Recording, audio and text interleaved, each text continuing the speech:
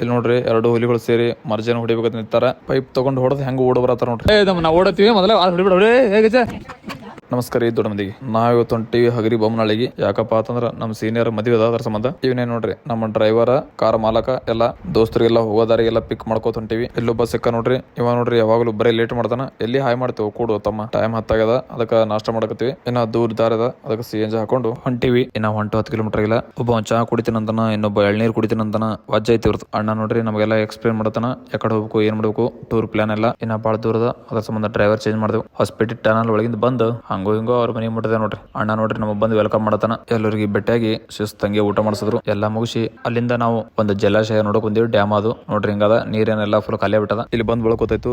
ಇವತ್ತು ಎಂಗೇಜ್ಮೆಂಟ್ ಅದ, ನಾಳೆ ಮದುವೆ ಅದ ಅಂತೇಳಿ ಎಂಗೇಜ್ಮೆಂಟ್ ತಯಾರಿ ನಡೆದ. ನಾವೆಲ್ಲ ರೆಡಿಯಾಗಿ ಬಂದಿವಿ. ಹುಲಿ ನೋಡ್ರಿ ಕುತ್ತಲ್ಲಿ ನಿತ್ತಲ್ಲಿ ಬರೀ ಸೆಲ್ಫಿ ತಕೋತಾನ, ಸೆಲ್ಫಿ ಸ್ಟಿಕ್ ಇದ್ದಂಗನ. ಎಂಗೇಜ್ಮೆಂಟ್ ರಿಂಗ್ ಚೇಂಜ್ ಆಗ್ಯದ. ಪಬ್ಲಿಕ್ ಅಂತೂ ಫುಲ್ ಒಂದ್ ಬಿಟ್ಟದ. ನಮಗಂತೂ ಮ್ಯಾಲ ಹೋಗ್ಲಿಕ್ಕೆ ಜಾಗ ಇಲ್ಲ. ಅದ್ರ ಸಂಬಂಧ ಎಲ್ಲಾ ಹುಲಿಗಳು ಕೂತ್ ಟೈಮ್ ಪಾಸ್ ಮಾಡತಾವ ನೋಡ್ರಿ.